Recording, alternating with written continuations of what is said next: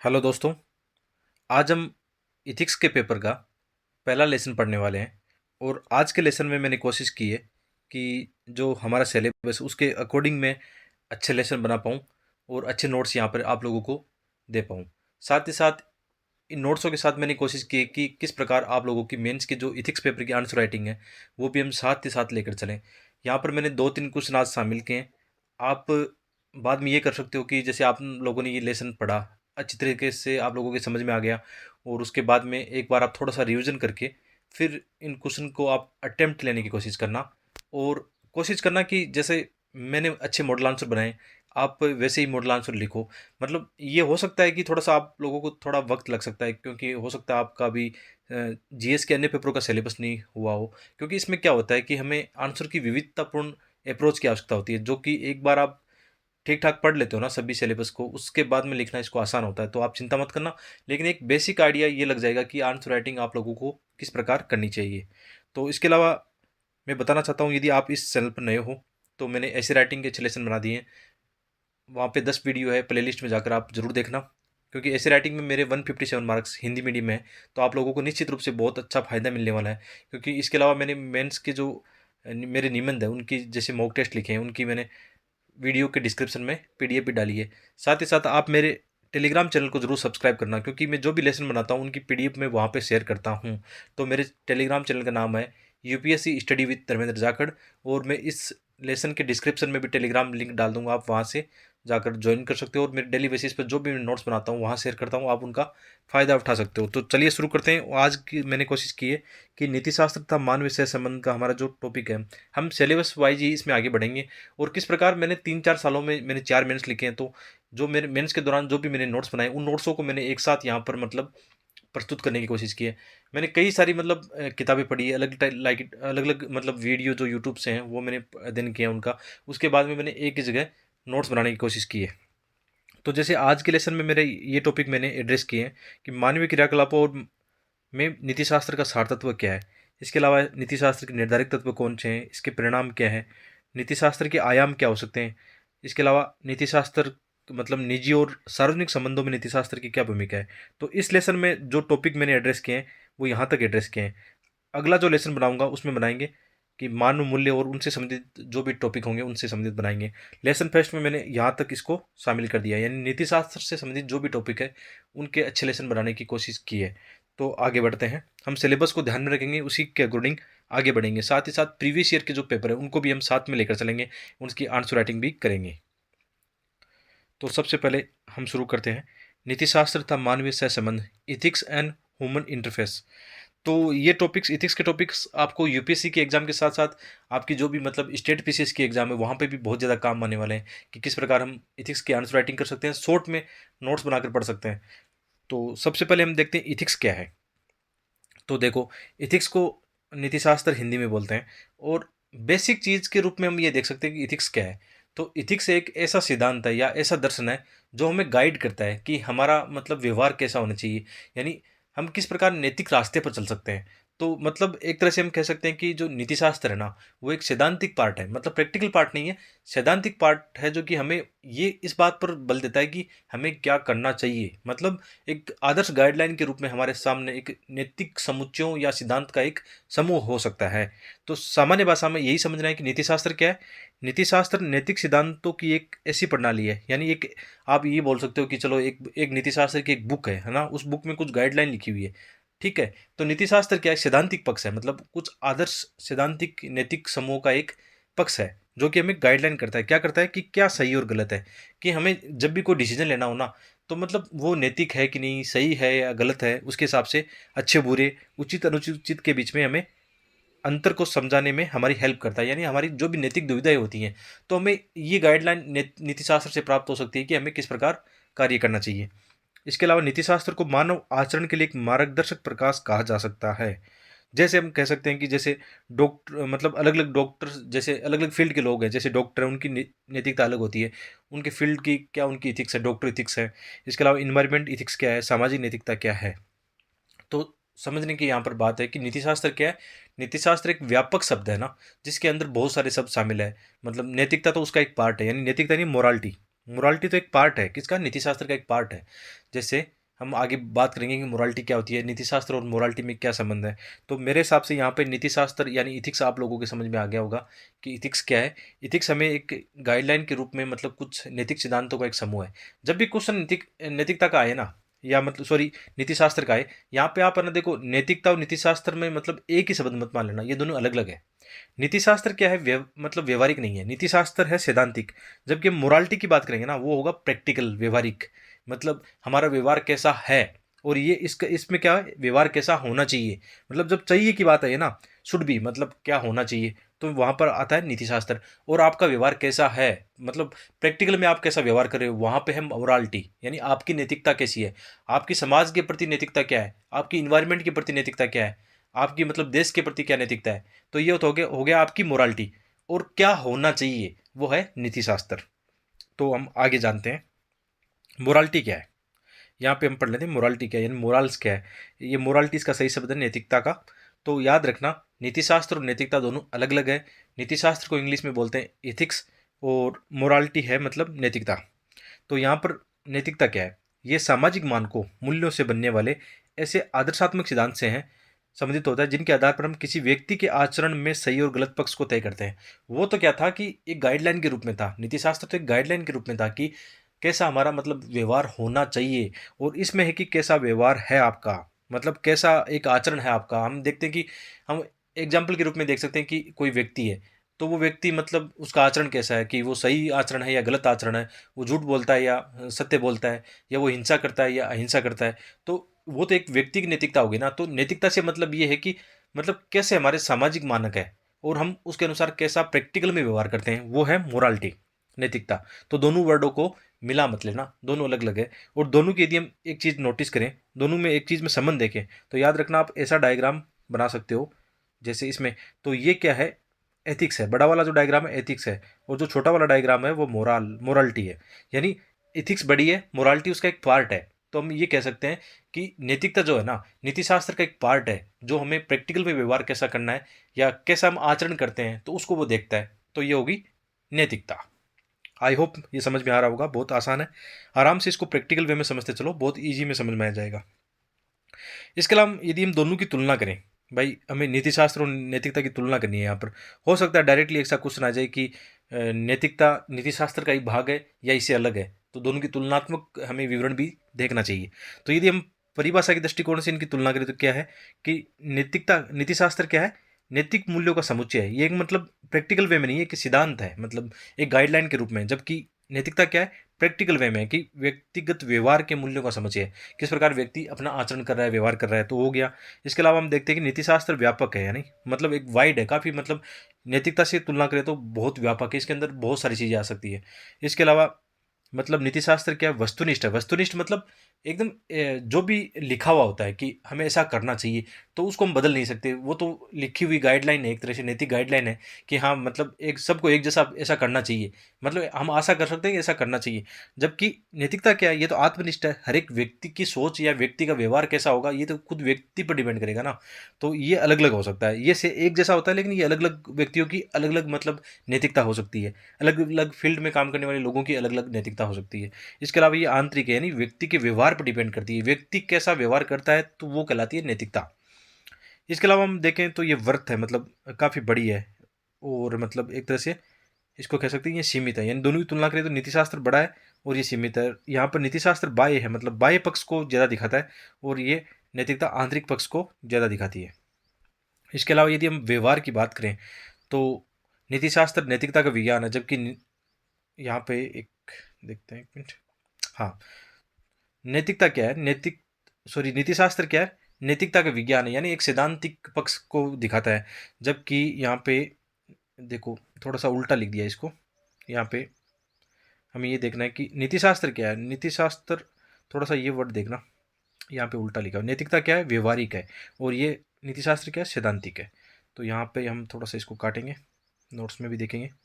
तो कुल मिलाकर ये दोनों की तुलना होगी, नीति शास्त्र और नैतिकता की यहाँ पे तुलना है। स्पष्ट रूप से समझ में आ गई होगी। एक बार थोड़ा सा रिवीजन कर लेते हैं यहाँ पर कि नीति शास्त्र क्या है, नैतिक मूल्यों का समुच्चय है, जबकि नैतिकता क्या है, प्रैक्टिकल रूप में। मतलब नीति शास्त्र बाह्य और वस्तुनिष्ठ है, जबकि ये आंतरिक और आत्मनिष्ठ है। नीतिशास्त्र वृत्त रूप में यानी नैतिकता की तुलना में व्यापक स्तर पर मतलब इसका महत्व है, जबकि नैतिकता एक सीमित रूप में हम देख सकते हैं। और यहाँ पे नीतिशास्त्र क्या है, नैतिकता का सैद्धांतिक पक्ष को दिखाता है, जबकि नैतिकता का क्या दिखाती है, व्यवहारिक पक्ष को दिखाती है। फिर आगे हम बढ़ते हैं। जैसे इसमें डायग्राम आप ऐसा बना सकते हो, ऐसा डायग्राम जब एग्जाम में भी ऐसे क्वेश्चन होता है ऐसे डायग्राम बनाने चाहिए, मतलब आंसर में हमारा क्या होता है, वैल्यू एडिशन होता है। आगे हम पढ़ेंगे मानवीय क्रियाकलापों में नीति शास्त्र का सार तत्व क्या है।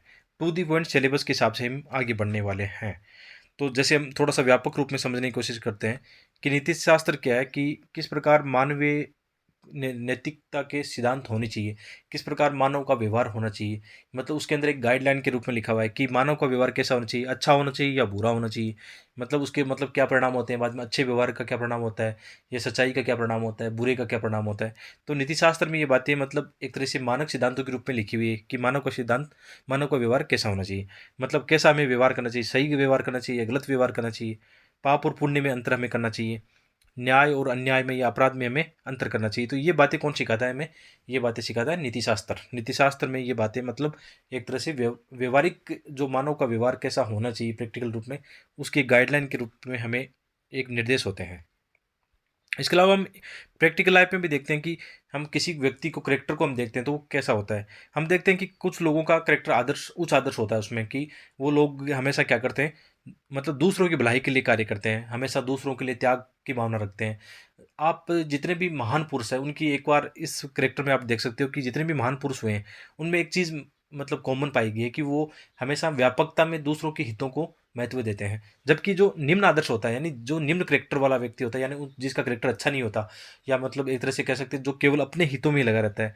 तो हम यहाँ पे भी अपने व्यवहार में भी देख सकते हैं क्या, कि हमारा जो जीवन है या हम जो कार्य कर रहे हैं क्या उससे लोगों की भलाई हो रही है, मतलब क्या उससे मतलब कहीं ना कहीं केवल हमारा ही स्वार्थ सिद्ध हो रहा है या मतलब लोगों को भी उसका फायदा मिल रहा है। तो हम जो भी कार्य करते हैं तो उन कार्यों के बारे में भी हम क्या कर सकते हैं, अंतरात्मा में ये मतलब प्रश्न कर सकते हैं, या अंतरात्मा की आवाज़ हम सुन सकते हैं कि हमें क्या करना चाहिए।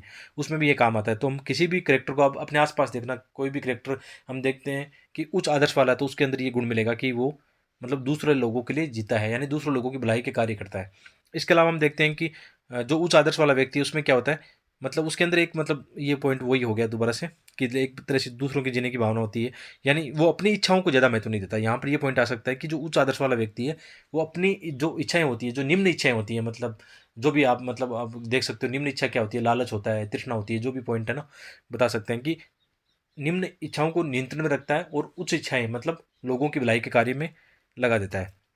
इसके अलावा निम्न आदर्श वाला व्यक्ति क्या करता है, अपनी मतलब इच्छाओं की पूर्ति में लगा रहता है, खाना पीना सोना मतलब टाइम पास करता रहता है। जबकि उच्च आदर्श वाला व्यक्ति हमेशा मतलब उच्च मूल्यों को हासिल करते हुए लोगों की भलाई में लगा रहता है। इसके अलावा हम देखते हैं कि जो उच्च आदर्श वाला व्यक्ति क्या करता है कि आत्मा और मन की आवाज़ सुन, यानी अंतरात्मा की आवाज़ सुनता है और वो लोगों की भलाई में कार्य करता है। जबकि जो निम्न आदर्श वाला व्यक्ति है वो ना अपने हित के लिए बुद्धि का ज़्यादा प्रयोग करता है, वो मन की आवाज़ को उतना महत्व नहीं देगा। वो एकदम मतलब सैद्धांतिक रूप से एकदम मशीनीकरण, मशीन की भांति क्या करेगा, बुद्धि को ज़्यादा प्रयोग करते हुए अपने कार्यों को मतलब पूरा करने का प्रयास करेगा। तो ये क्या करता है, नीतिशास्त्र हमें ऐसी बातें सिखाता है प्रैक्टिकल रूप में। आगे हम देखते हैं कि नैतिकता के आयाम क्या है या निर्धारक तत्व क्या है, ये भी हमारे सिलेबस में मेंशन है। तो यहाँ पर मैंने कोशिश की कि शॉर्ट रूप में मैं इन नोट्सों को प्रस्तुत कर पाऊँ। ऐसा नहीं कि जैसे कोचिंग संस्थान क्या करते हैं, भारी भरकम नोट्स देते हैं कि उनको पढ़ते पढ़ते कितना समय बीत जाता है। आप ये देखना कि कोई भी कोचिंग संस्थान की इस टॉपिक की वीडियो देखना, शायद वो 10-15 घंटे में इसको पढ़ाएगा। यहाँ मेरी ये कोशिश है कि हम एग्जाम में अच्छे नंबर कैसे ला सकते हैं यार। हम जैसे मेरा भी अनुभव है कि 126 मार्क्स इस साल आए, उससे पहले 105 मार्क्स मेरे आए, उससे पहले 2 बार 90-90 मार्क्स आए लगभग। तो इसका मतलब हम शॉर्ट सिलेबस से भी अच्छे मार्क्स ला सकते हैं, क्योंकि एग्जाम में कितना लिखना होता है, 150 वर्ड में हमें क्वेश्चन लिखने होते हैं। तो जो मतलब ज़्यादा पढ़ लेंगे तो फिर उसको प्रोड्यूस कैसे कर पाएंगे, एग्जाम में याद कैसे कर पाएंगे। तो मेरा ये मानना है कि आप है ना जैसा भी पढ़ते हो, जैसे आपको एक बुक तो पढ़नी चाहिए, कि केवल मैं ये नहीं कहता कि केवल ये नोट्स आपको मार्क्स दिला देंगे। आपको एक बुक्स निश्चित रूप से पढ़नी चाहिए। लेक्सिकन एक बुक अच्छी बुक है जो आपको ये जो परिभाषा है वो ईजिली समझा देगी। इसके अलावा सेकेंड ईआरसी की मैंने रिपोर्ट बताई थी आपको, इथिक्स वाली रिपोर्ट। आपके पास टाइम हो, न्यू एस्पिरेंट हो तो उनको तो पढ़ना चाहिए यार। सेकेंड ईआरसी की रिपोर्ट आप पढ़ोगे ना तो आपको इतना नॉलेज मिलेगा, इथिक्स का इतना नॉलेज मिल जाएगा कि कोई भी क्वेश्चन आ जाए ना आपके सामने, आप उस क्वेश्चन को ईजिली हैंडल कर लोगे। वहाँ पर बहुत सारे एग्जाम्पल है। तो वहाँ पे दो रिपोर्ट है, एक तो सिटीजन सेंट्रिक गवर्नेंस एंड नैतिकता वाली रिपोर्ट, फोर्थ रिपोर्ट। तो आप 2 रिपोर्ट पढ़ सकते हो इथिक्स के लिए। तो हम यहाँ पर देखेंगे कि नैतिकता के आयाम क्या है, यानी नैतिकता को निर्धारित कौन करता है, क्या कौन से ऐसे सिद्धांत हैं जो नैतिकता को निर्धारित करते हैं। जैसे आपकी और हमारी नैतिकता क्या होगी, किस पर डिपेंड करेगी। एक बच्चा जब परिवार में जन्म लेता है तो उसके परिवार की क्या भूमिका होती है, शैक्षणिक संस्थाओं की क्या भूमिका होती है, या उसका आसपास का वातावरण कैसा होता है, तो वो डिसाइड करता है कि वो व्यक्ति कैसा बनता है, नैतिक बनता है, अनैतिक बनता है, कौन से मूल्य उसमें आते हैं। तो कुल मिलाकर यही हम जानने वाले हैं। तो हम आगे जानेंगे सबसे पहले कि जैसे नैतिकता के प्रमुख रूप से आयाम देख सकते हैं। कि आयाम ये है कि एक तो हम भारतीय आयाम को देखें और पाश्चात्य आयाम को देखें, ठीक है। यदि इसमें आयाम में हम प्रमुख लें, जैसे भारतीय जो नैतिक दर्शन है, या उसमें क्या बताया गया है कि जैसे आश्रम धर्म की उसमें एक मतलब थ्योरी बताई गई है। इसमें डीप में हमें नहीं जाना, नॉर्मली थोड़ी सी बात करनी है। ऐसे क्वेश्चन आ जाए तो उनको फिर एड्रेस कर लेना, वैसे ऐसे क्वेश्चन आने की संभावना कम रहती है।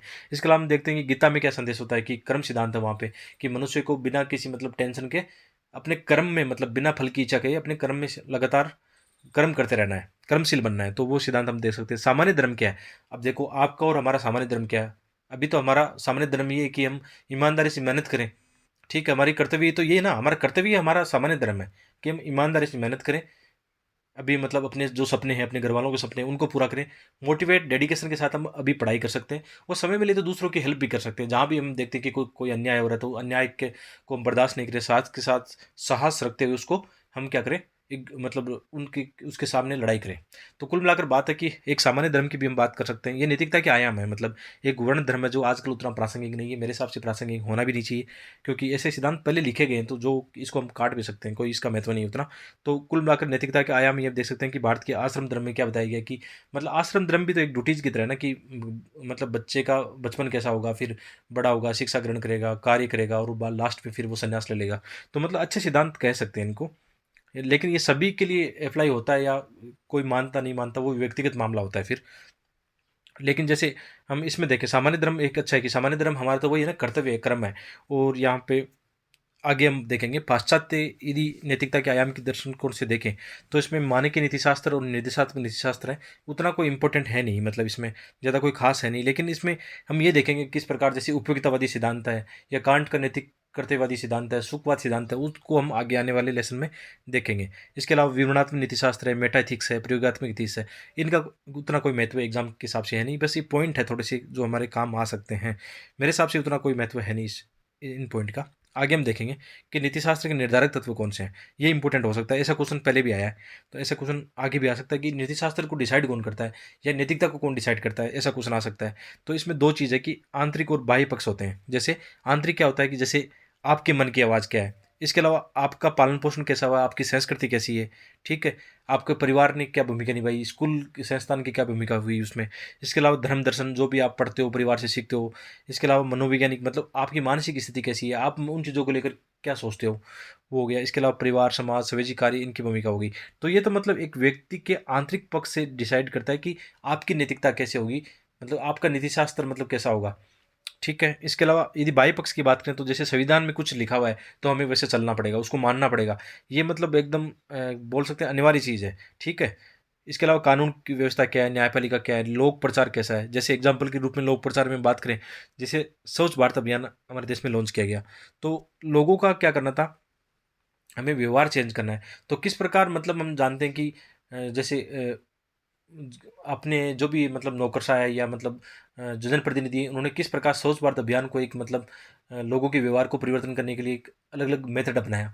तो उसको हम देख सकते हैं, उसके हिसाब से हमारी जो मतलब क्या होता है फिर, जो जो भी मानसिक स्थिति है या जो भी हमारा व्यवहार है वो बदलाव आता है।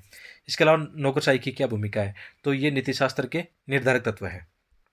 इसके अलावा हम आगे बात करेंगे, आगे का जो टॉपिक है कि निजी संबंधों में नीतिशास्त्र कैसा होना चाहिए यार, कैसा होता है, कौन से मतलब इसमें बिंदु और पॉइंट शामिल कर सकते हैं। तो ऐसे क्वेश्चन तो डायरेक्टली आ सकते हैं, तो इन पर हम थोड़ी सी चर्चा कर लेंगे। तो निजी संबंध, अच्छा, ऐसे जो डायग्राम फ्लो चार्ट मैंने देखो, इसमें खूब सारे डायग्राम और फ्लो चार्ट बनाने की कोशिश की है। आजकल ये एक नई शैली आ गई है कि एग्जाम के अंदर यदि हम ये नहीं बनाएंगे ना तो अच्छे मार्क्स नहीं आएंगे। क्योंकि आप इंग्लिश मीडियम के टॉपर्स की कॉपीज देखना एक बार, उसके अंदर ये शैली आ चुकी है। तो मैं भी कोशिश कर रहा हूँ कि अपने आंसर राइटिंग में है ना, क्योंकि मुझे भी अब एग्ज़ाम देना है यूपीएससी का, अभी मेरे पास 2 अटेम्प्ट बाकी है। तो मैं भी अब अच्छी आंसर राइटिंग सुधार कर कोशिश ये करता हूँ कि हिंदी माध्यम में अच्छे मतलब अच्छी रैंक लाई जाए।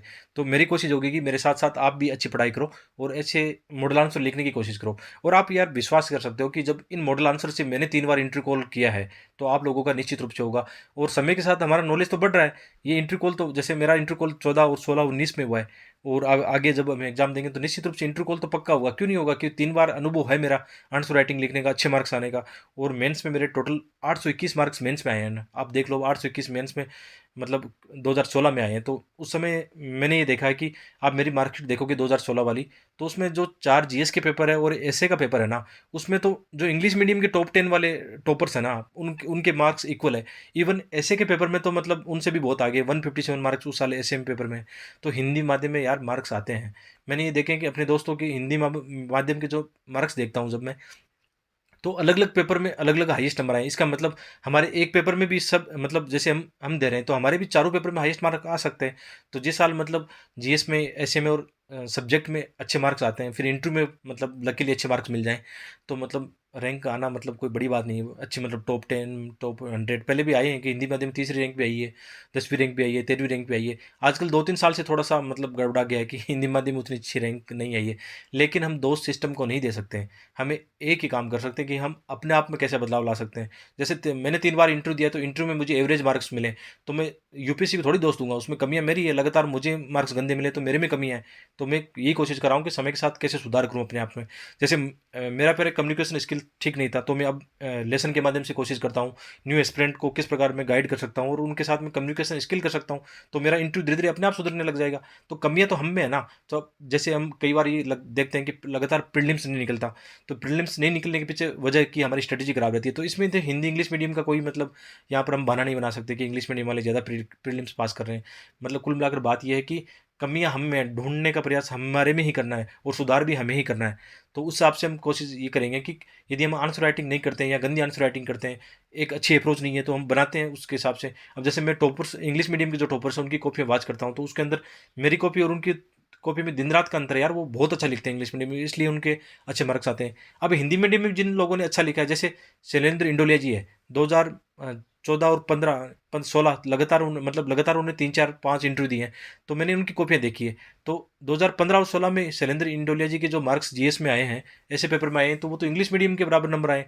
तो मतलब ऐसा आ सकते हैं। बिल्कुल पॉजिटिव आशावादी नज़रिया रखना है कि आ सकते हैं। और आजकल इंटरव्यू में मैंने देखा है कि इंटरव्यू में हिंदी मीडियम के लोगों का ये कहना होता है कि इंटरव्यू में कहीं न कहीं हमारे साथ अन्याय होता है। तो दोस्तों ऐसा नहीं होता। इस साल जैसे हम लोग, जैसे मैं, हमारा ग्रुप था जिन्होंने आईएएस इंटरव्यू दिया था हिंदी मीडियम से, तो उनके भी मतलब 200 भी आए हैं, 190 भी आए हैं, 180 भी आए हैं, कम भी आए हैं। मतलब दोनों चीज़ है, मतलब ऐसा कोई नहीं है कि आप में क्षमता होनी चाहिए लेने की, वो देते हैं। ठीक है? तो हम आगे बढ़ते हैं। थोड़ा-सा यहाँ पे ज्ञान हो गया। ज्ञान की बातें बीच-बीच में करनी भी चाहिए ताकि आप लोग मोटिवेट हो पाओ, जो न्यू एस्पिरेंट है। बिना कोई नकारात्मक एटीट्यूड या नकारात्मक थिंकिंग रखते हुए बिल्कुल पॉजिटिव वे में आप अपनी पढ़ाई को कर सको। तो ये हो गया नीति शास्त्र के निर्धारक तत्व। अब हम बात करेंगे निजी संबंधों में नीति शास्त्र क्या होना चाहिए।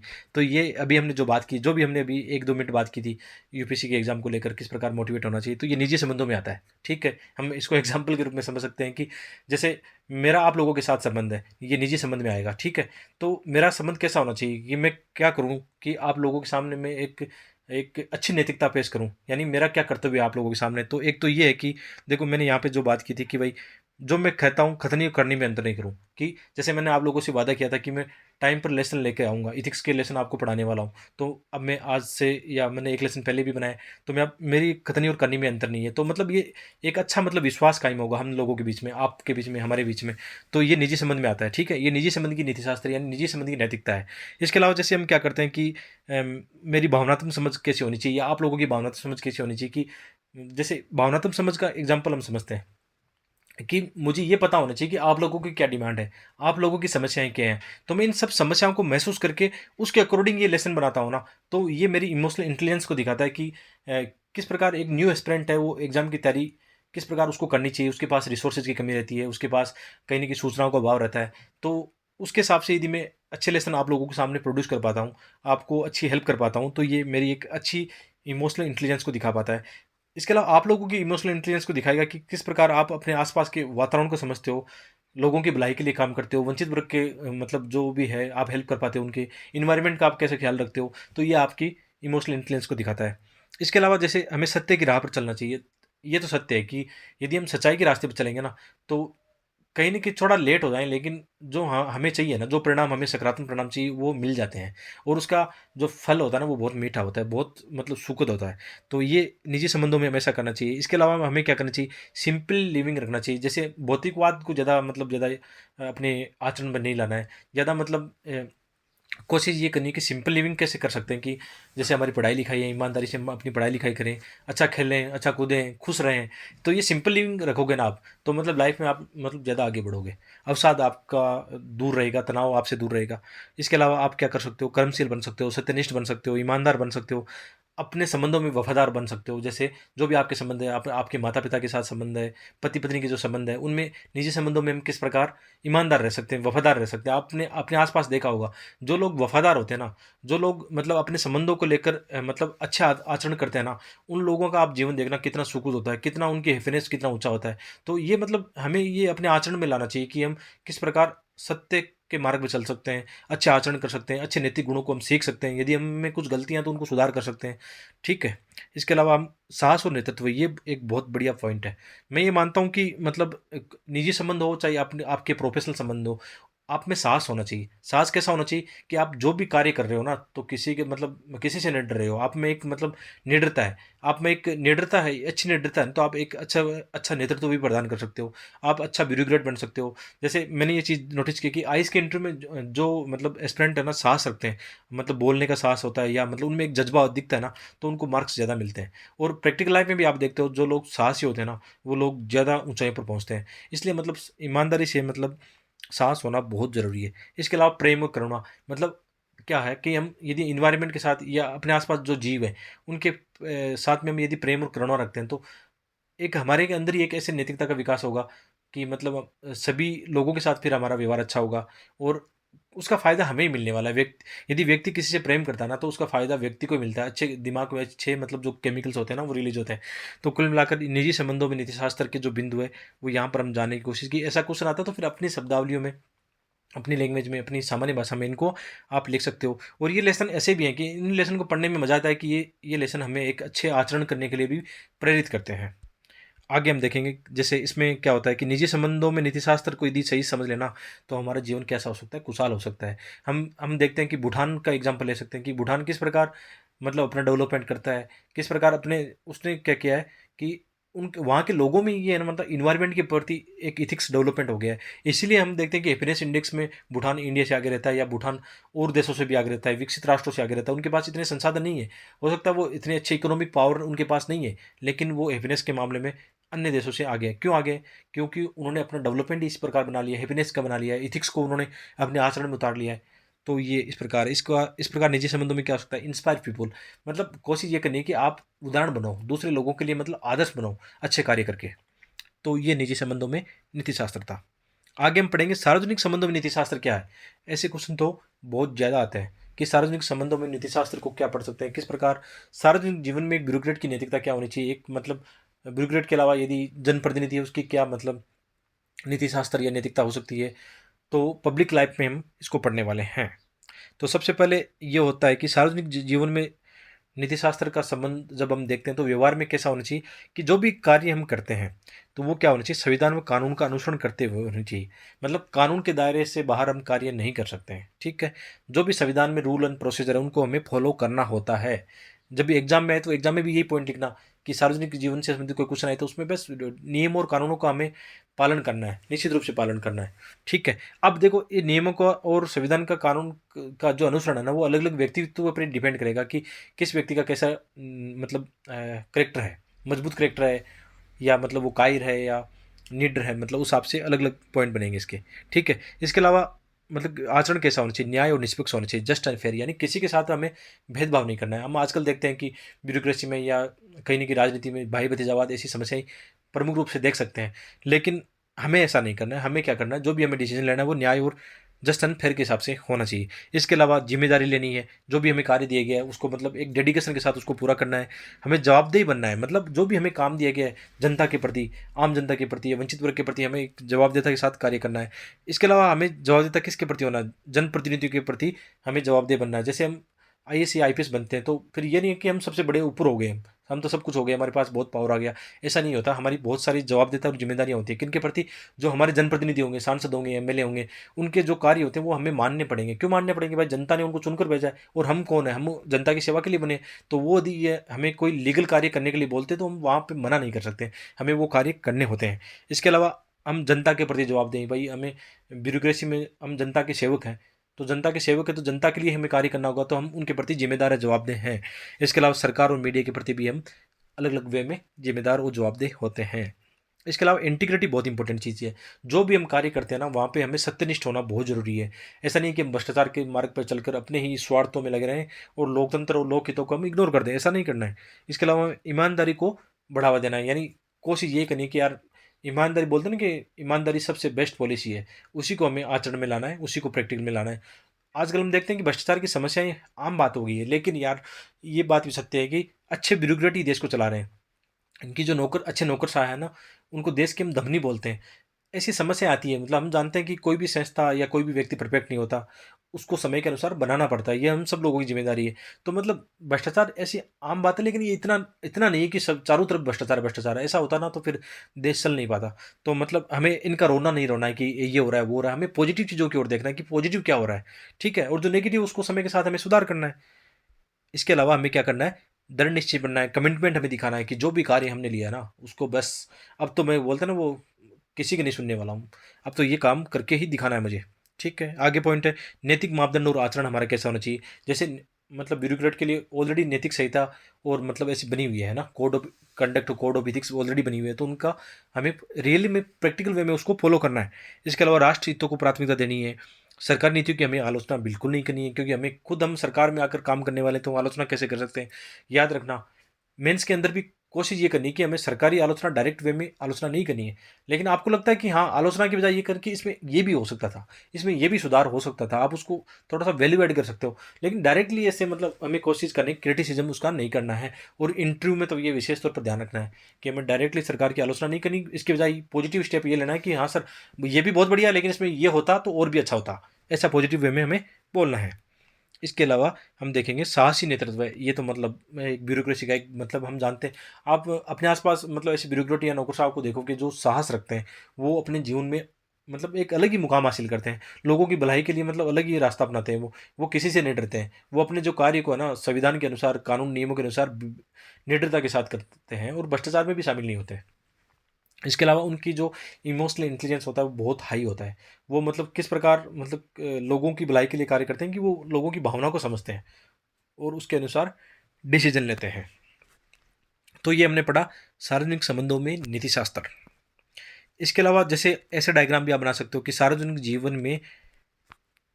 जीवन में नैतिकता संबंधी नोलन समिति के 7 सिद्धांत है। देखो ये है ना, ये मतलब सेकेंड आरसी नैतिकता वाली रिपोर्ट में बताया गया है, बाकी अन्य किताबों में आपको मिल जाएगा। तो उसमें 7 सिद्धांत बताए गए हैं। निस्वार्थता, सत्यनिष्ठा, जवाबदेही, ईमानदारी, वस्तुनिष्ठता, खुलापन, नेतृत्व है।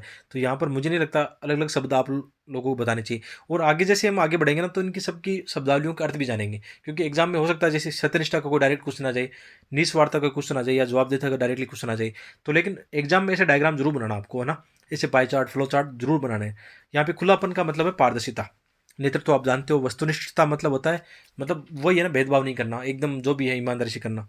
ठीक है, आगे फिर इसमें दिया हुआ है कि नीतिशास्त्रीय दृष्टिकोण क्या होती है, इथिकल अप्रोच क्या होती है। तो इथिकल अप्रोच में हम जानते हैं कि जब हम क्वेश्चन लिखेंगे ना, तो उसके अंदर बीच बीच में हम इथिकल अप्रोच लेके आएंगे, किस प्रकार हमें डिसीजन लेना चाहिए, किस प्रकार हमें नैतिक दुविधा से बचने के लिए इथिकल मतलब जो है ना, जो भी सोल्यूशन है उसको अपनाना चाहिए। तो यहाँ पर जैसे नीतिशास्त्रीय दृष्टिकोण की बात करें, तो प्रमुख रूप से दृष्टिकोण एक है परिणामवादी दृष्टिकोण, यानी जो भी हम कार्य करते हैं उसका परिणाम क्या होता है, यानी उसका परिणाम यदि अधिकतम लोगों को लाभ पहुंचाएगा ना, तो वो डिसीजन आपका सही है। कौन कहते हैं ये बात? ये उपयोगितावाद कहता है, ये मैं नहीं कह रहा हूँ। ये उपयोगितावाद ऐसा कहता है कि आप कोई भी काम करते हो और उसका फायदा यदि अधिकतम लोगों को मिलता है, यानी अधिकतम लोग उससे लाभान्वित होते हैं या सुखी होते हैं, तो वो आपका डिसीजन क्या है, सही है। ये किसने बोला? बेंथम और जेम्स मिल ने बोला। इसी प्रकार सुखवाद है, मतलब सुखवाद ये बोलता है कि मतलब ज़्यादा से ज़्यादा लोगों को सुखों को बढ़ाने वाला कार्य करना चाहिए। लेकिन ये ज़रूरी नहीं है सब पर लागू होता है। यदि इसकी आलोचना करें तो हम बोलेंगे फिर अल्पसंख्यक लोग कहाँ जाएंगे, तो इसके हिसाब से उपयोगितावाद को हम खारिज कर देंगे। तो अलग अलग जगह हम अलग अलग इस्तेमाल करेंगे, अलग अलग सिद्धांतों का इस्तेमाल करेंगे। तो ये है उपयोगितावाद।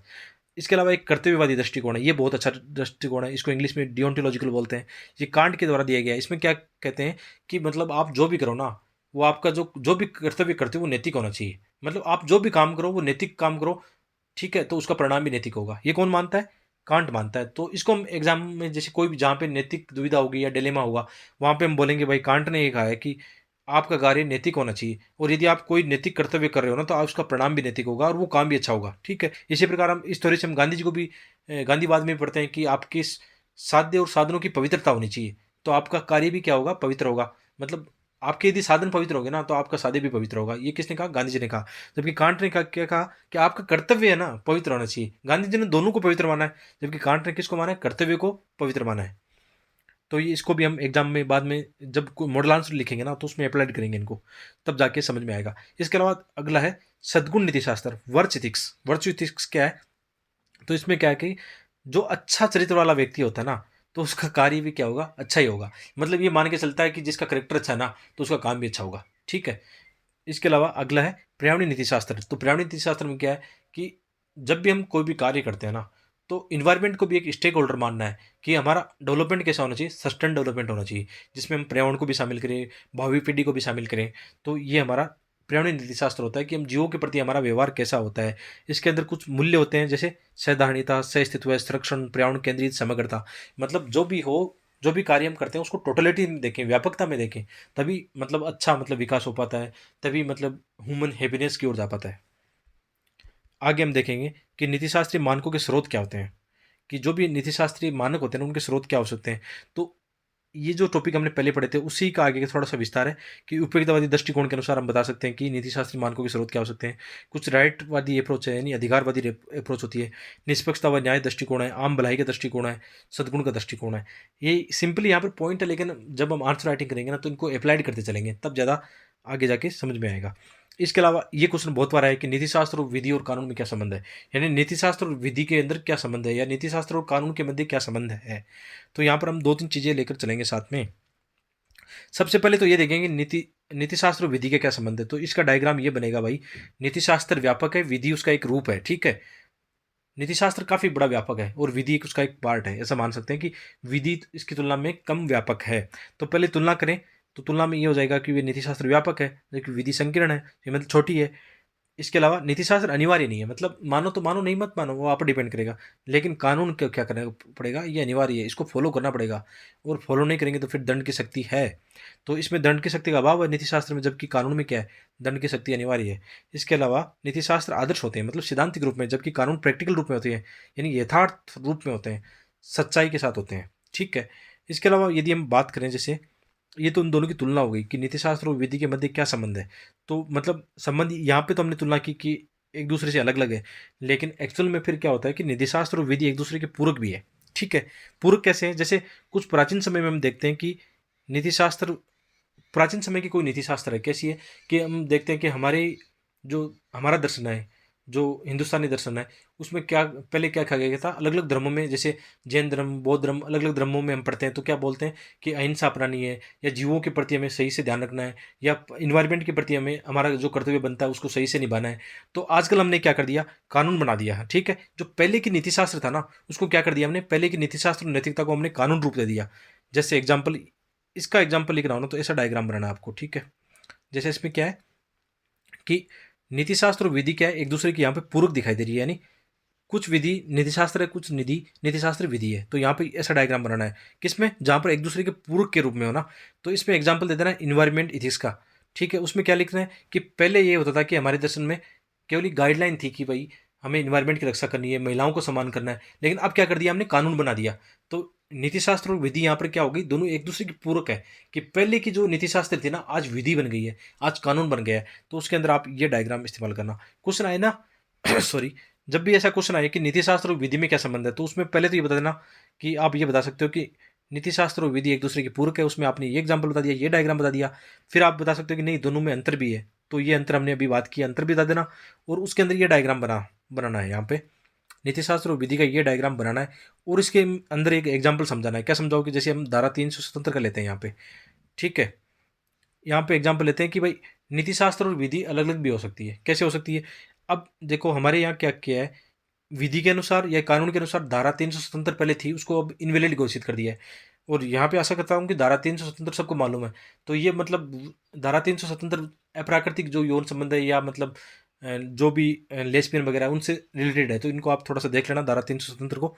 तो इसको आप इनवैलिड घोषित कर दिया है, क्योंकि ये एक व्यक्ति को मतलब बहुत सारे लोगों के जो मानव अधिकार थे उनका हनन कर रही थी ये धारा। तो इसको हटाना बहुत सही है, और मेरे विचार में भी इसको हटाना बहुत सही रहा। मतलब बहुत लोगों के साथ इसमें अन्याय हो रहा था, लेकिन समाज की नज़र में ये क्या है, अभी भी मतलब अनैतिकता है। मतलब जो लेस्बियन है, गे है, जितनी भी चीज़ें हैं ना, समाज की नज़र में उन सही नहीं है। तो यहाँ पे नीति और विधि क्या है, अलग अलग है। सामाजिक नैतिकता के अनुसार धारा 370 अभी भी बनी रहनी चाहिए थी, जबकि विधि के अनुसार, कानून के अनुसार, संविधान के अनुसार क्या है, मतलब इनवैलिड है। ठीक है, तो एक दूसरे की यहाँ विपरीत रूप में।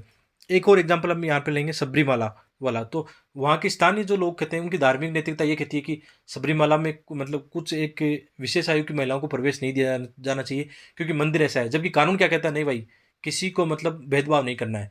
तो यहाँ पर धार्मिक नैतिकता वर्सेज विधि अलग अलग है। तो ये बात अच्छी तरह से आप लोग समझ गए होंगे। एक बार दोबारा से इसको देखते हैं। देखो, ये थोड़ा कम समझ में आया होगा, थोड़ा सा टफ भी है, जटिल भी है। सबसे पहले जब भी क्वेश्चन आए कि नीति शास्त्र और विधि में क्या संबंध है, तो हमें सबसे पहले ये बताना है कि भाई नीति शास्त्र और विधि एक दूसरे की पूरक है। प्राचीन समय में जो नीति शास्त्र था ना, आज विधि का रूप ले चुका है। वहाँ पे ये डायग्राम बनाना और ये एग्जाम्पल देना, ठीक है। बाद में क्या करना है कि नहीं, फिर ये तो दे दिया आपने एग्जाम्पल, दूसरा ये एग्जाम्पल देना है कि नहीं, नीति शास्त्र और विधि में क्या है, अलग अलग भी है, मतलब अलग अलग हम तुलना भी कर सकते हैं। उसमें फिर ये एग्जाम्पल देना और उसमें अलग अलग भी दिखा देना। उसमें सबरीमाला वाला, धारा 370 वाला एग्जाम्पल दे देना है। तो कुल मिलाकर आप लोग यहाँ पे समझ गए होंगे नीति शास्त्र और विधि क्या है, क्या इनमें संबंध है।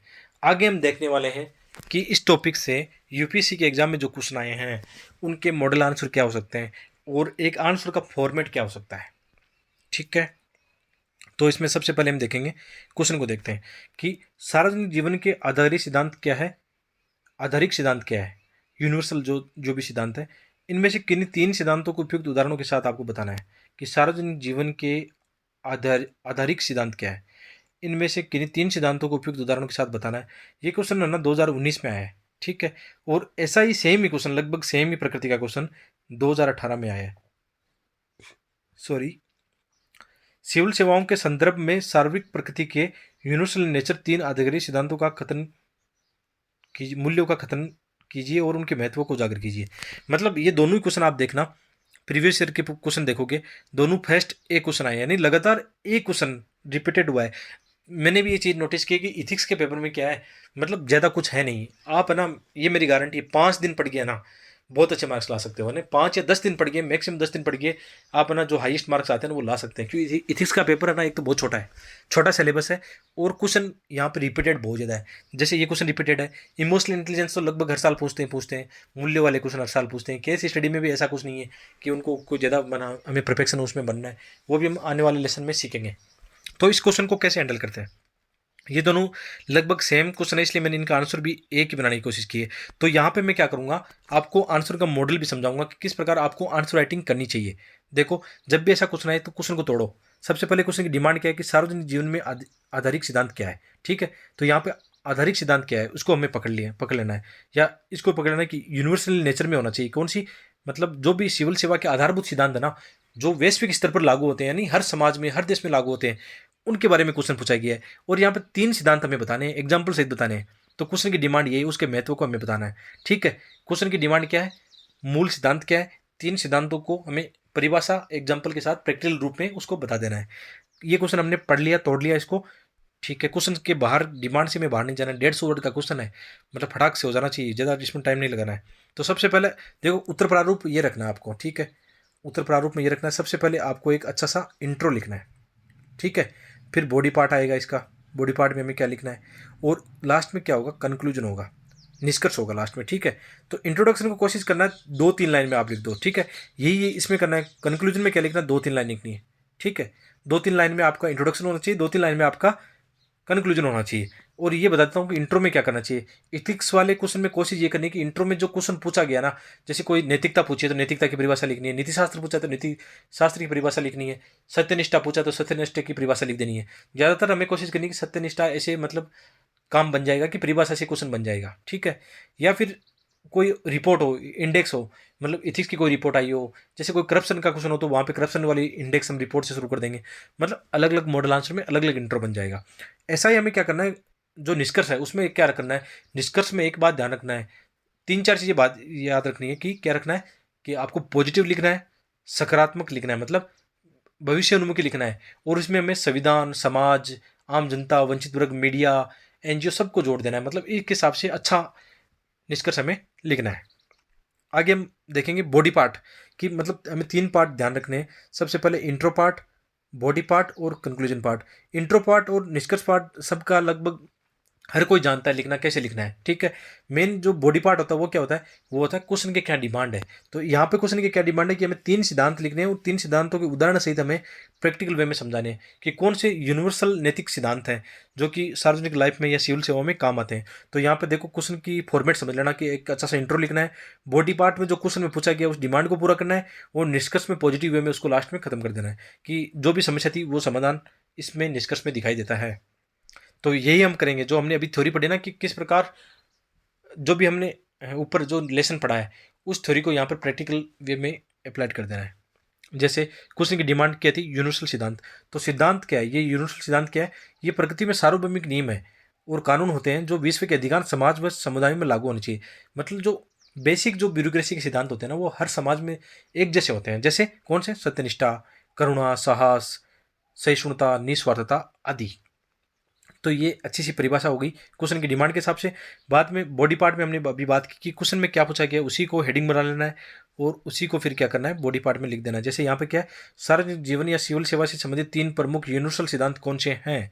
जैसे मैंने तीन से, आप अपने हिसाब से जो भी यूनिवर्सल सिद्धांत हो वो ले सकते हो। मैंने यहाँ पर अलग तरीके से तीन सिद्धांत लेने की कोशिश की है। जैसे सत्यनिष्ठा। सत्यनिष्ठा क्या है, सत्यनिष्ठा मूल्य और नैतिकता को सत्यनिष्ठा कहते हैं, यानी सार्वजनिक जीवन में अपने खतनों और कृत्यों में ईमानदारी व सुशक्ति बनाए रखना ही सत्यनिष्ठा है। आप सत्यनिष्ठा की अपनी परिभाषा लिख सकते हो, जो भी आप समझते हो ना उसको, इसके हिसाब से। अब इसमें जो एग्जाम्पल आपको देने हैं कि सत्यनिष्ठा के, जैसे हमारे को सार्वजनिक जीवन के एग्जाम्पल देने हैं, जैसे ई श्रीधरन, भारतीय मेट्रोमैन। इनकी सत्यनिष्ठा क्या थी कि वो किस प्रकार है ना, जो भी कार्य हाथ में लेते थे ना, जैसे मेट्रो निर्माण का जो भी प्रोजेक्ट हाथ में लेते थे, चाहे दिल्ली, बेंगलोर, जो भी उन्होंने कार्य सफलतापूर्वक किया है, वहाँ मतलब एक तरह से वो क्या करते थे, अपने कार्य के प्रति डेडिकेशन और सत्यनिष्ठ थे कि वो समय से पूर्व वहाँ पर आते थे, और मतलब समय के अनुसार ही फिर अपना काम समेट के फिर अपने घर जाते थे। यानी उनकी अच्छी ईमानदारी का एक एग्जाम्पल हम यहाँ दे सकते हैं। इसके अलावा जैसे हाल ही में एग्जाम्पल एक न्यूज़पेपर में आया था कि अभी 2016 बैच के आईएएस अधिकारी सौम्या पांडे अभी मतलब माँ बनी है, लेकिन उनको माँ बने अभी 10-15 दिन हुए थे, अपने बच्चे के साथ में वो अपनी ड्यूटी को निभा रही है, यानी कोरोना के काल के अंदर। तो इससे एग्जाम्पल आप बता सकते हो। इसके अलावा एम विश्वेश्वरैया का एग्जाम्पल दे सकते हो कि जो एक भारतीय महान इंजीनियर है, इंजीनियर थे, जिन्होंने मतलब सत्यनिष्ठा का ऐसा एग्जाम्पल प्रयोग किया कि जब वो ऑफिस में कार्य करते थे अपने जहाँ भी कार्य क्षेत्र में, तो वहाँ पर ईमानदारी से कार्य करते थे। जैसे ऑफिस की चीज़ें अपने घर पे यूज में नहीं लेते थे, उन्होंने ऐसे एग्जाम्पल पेश किए हैं। तो आप सत्यनिष्ठा के ऐसे कोई एक एग्जाम्पल, यहाँ मैंने तीन एग्जाम्पल बताए, लेकिन आपको कोशिश करनी कोई एग्जाम्पल के साथ एक आप सत्यनिष्ठा का परिभाषा और एग्जाम्पल लिख पाओ। आगे दूसरा एग्जाम्पल हमने लिया है नेतृत्व का, कि भाई कुछ सार्वजनिक साझा लक्ष्य को प्राप्त करने के लिए लोगों को प्रेरित करने की क्षमता ही नेतृत्व कहलाती है। उदाहरण जैसे महात्मा गांधी ने किस प्रकार नमक सत्याग्रह या असहयोग आंदोलन, जितने भी आंदोलन उन्होंने किए उनको सफल बनाया। कैसे सफल बनाया, कि उनमें एक नेतृत्व क्षमता का गुण था कि हमें एक देश की आज़ादी हासिल करनी है तो कैसे हासिल करनी है, एक अच्छा नेतृत्व ही उसको नज़दीक ले जा सकता है, ठीक है। इसके अलावा हम देख सकते हैं एक अन्य एग्जाम्पल, आर्मस्ट्रॉन्ग पाम, जो कि मणिपुर कैडर के आईएएस अधिकारी है। उन्होंने किस प्रकार स्थानीय संसाधनों यानी क्राउड फंडिंग के माध्यम से लोगों के लिए एक 100 किलोमीटर सड़क बना दी, जो कि मतलब एक अद्भुत कार्य है ना।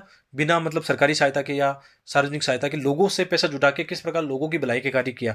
तो ये क्या दिखाता है, ये उनका एक अच्छा नेतृत्व दिखाता है। तो ऐसे ब्यूरोक्रेट वाले अच्छे एग्जाम्पल जो डेली बेसिस पर न्यूज़पेपर में आते हैं या आप कहीं भी पढ़ते हो, मैं कोशिश करूँगा यहाँ पे खूब एग्जाम्पल दूंगा कि आपका काम बन जाएगा। आप यदि स्मार्ट स्ट्रेटेजी अपनाते हो ना, तो मेरे जो लेसन है, जो भी मैं एग्जाम्पल दे रहा हूँ, उनके अपनी डायरी में नोट कर लेना, वो एग्जाम्पल आपके काम आने वाले हैं आगे।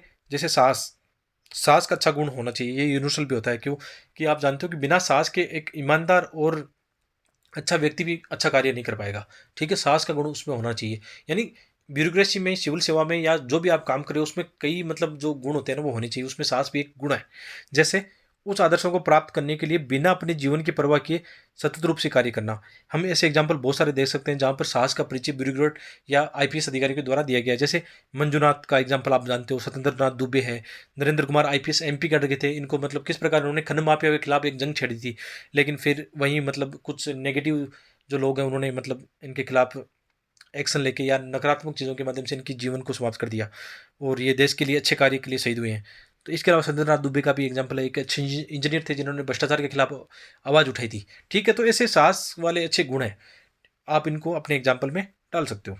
लास्ट में अच्छा सा कंक्लूजन लिखना है कि अतः कहा जा सकता है कि सिविल सेवाओं में आधारित सिद्धांतों मूल्य से देश, समाज, प्रशासन, आम जनता, पर्यावरण सभी का समावेशी विकास संभव है।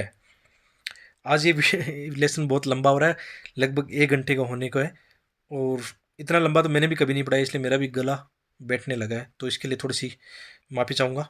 लेकिन ये लेसन डेडिकेशन के साथ, यही हमारा इथिक्स है ना, कि हमें भी जो कार्य हाथ में लिया है डेडिकेशन के साथ उसको समाप्त करना है। अब आप लोगों की जिम्मेदारी बनती है कि जो लेसन बना रहा हूँ, आप प्लीज़ इनको ईमानदारी से देख लेना यार, मतलब ईमानदारी से इनको देख लेना है, अपने नोट्स बना लेने हैं। नोट्स मैं टेलीग्राम पे डाल दूंगा, वहाँ से आप डाउनलोड कर लेना, अपनी फाइल बना लेना। और अपने एक जिम्मेदारी और बनती है, ज़्यादा से ज़्यादा हिंदी मीडियम के जो स्टूडेंट्स हैं आपके आसपास, सबको शेयर करना, लोगों को बोलना कि यार इनको मतलब देखो, आप चैनल को सब्सक्राइब करो, देखो जो फ्री लेसन है उनका फ़ायदा उठाओ। यहाँ पे फिर एक और क्वेश्चन हम शामिल करने वाले हैं। 2 क्वेश्चन तो ये हो गए थे, दोनों लगातार आए हुए थे 2 क्वेश्चन, और तीसरा क्वेश्चन हम देखने वाले हैं कि स्पष्ट कीजिए कि इथिक्स किस प्रकार समाज और मानव की भलाई में कार्य कर सकती है। यहाँ पर कभी कभी इथिक्स को नैतिक नीतिशास्त्र लिखते हैं, कभी आचार नीति लिखते हैं, तो आपको कन्फ्यूजन नहीं होना है। इसलिए मैं इंग्लिश के वर्ड यहाँ पे कोशिश करता हूँ कि इंग्लिश वर्ड को भी शामिल करूँ। तो यहाँ पे हमें देखना है कि किस प्रकार इथिक्स है ना मानव और समाज की भलाई के लिए काम करती है। तो यहाँ पे हमें क्या करना है कि इथिक्स की नीतिशास्त्र जो है उसकी परिभाषा लिखनी है कि नैतिक मूल्यों का क्या है समुच्चय, जो हमने ऊपर पढ़ा भी, कि जो व्यक्ति और समाज के मार्गदर्शक सिद्धांतों के रूप में कार्य करता है। अपनी भाषा में लिख देना इसको। फिर क्वेश्चन क्या है कि किस प्रकार इथिक्स है ना समाज और मानव भलाई में योगदान देता है। तो इसमें अच्छे एग्जाम्पल के साथ आपको अच्छे मतलब बना देना है, अच्छे डायग्राम भी आप बना सकते हो तो बना देना।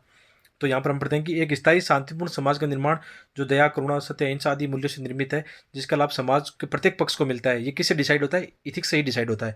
जैसे महात्मा गांधी के सत्य व अहिंसा का लाभ आज भी प्रासंगिक, हम देखते हैं कितना बना हुआ है, आज भी हमारे समाज में बहुत इनका योगदान है। हमारे देश का संवैधानिक नीतिशास्त्र बिना भेदभाव के सभी लोगों का मूल अधिकार, न्याय, स्वतंत्रता, समानता, संसाधनों का विकेंद्रीकरण सुनिश्चित करता है। इससे देश में क्या होता है? सस्टेन डेवलपमेंट और सभी लोगों को इसका फायदा मिलता है। तो नीतिशास्त्र शांतिपूर्ण सहअस्तित्व के लिए भी बहुत मतलब इंपॉर्टेंट चीज़ है। ये किस प्रकार सामाजिक समरसता, बंधुनिरपेक्षता को बढ़ावा देता है, इससे सांप्रदायिकता जैसी समस्या कम करने में मदद मिलती है। जैसे हम एग्जाम्पल जरूर शामिल करने की, अमरनाथ व केदारनाथ यात्रा के दौरान जो वहाँ के स्थानीय मुस्लिम युवक हैं, जो कि इन जो तीर्थ यात्री होते हैं उनकी सेवा करते हैं, तो ये एक बहुत अच्छा एग्जाम्पल है। ऐसे एग्जाम्पल आपको एग्जाम में देने चाहिए। इसके अलावा आचार नीति प्रेम, सहानुभूति, करुणा आदि मूल्यों को बढ़ावा देती है। जैसे मदर टेरेसा की मतलब लोगों के प्रति, जो रोगी है या वंचित वर्ग है उनके प्रति किस प्रकार करुणा की भावना उनकी थी, उनका एग्जाम्पल आप यहाँ बता सकते हो। इसके अलावा आपके पास जो भी एग्जाम्पल हो उसको यहाँ पे डाल देना। 5वां पॉइंट है, नैतिकता व कानून व्यवस्था में पूरक संबंध होते हैं। इससे एक तरफ नैतिक समाज का विकास होता है, वहीं दूसरी ओर कानूनों का पालन भी आसान होता है। जैसे यातायात नियमों में क्या होता है, यातायात नियमों में नैतिकता इंपॉर्टेंट होती है कि व्यक्ति को पालन करना चाहिए। कानून तो है ही, लेकिन फिर भी लोगों के पास लोगों की ये सोच होनी चाहिए कि इनका पालन मुझे करना है। इसके अलावा पर्यावरण नीति शास्त्र के तहत क्या होता है, प्रकृति और जीवों को भी समाज का एक हिस्सा मानकर सतत व समावेशी विकास को बढ़ावा दिया जा सकता है। जैसे भूटान का मॉडल यहाँ पे एग्जाम्पल के रूप में दे सकते हैं। लास्ट में अच्छा सा निष्कर्ष लिखना है कि इस प्रकार कहा जा सकता है कि आचार नीति अपने नैतिक मूल्य द्वारा अच्छे आयाम स्थापित कर समाज में मानव भलाई में व्यापक योगदान दे सकती है। तो ये लेसन बेस्ट पूरा हुआ। बहुत बहुत धन्यवाद।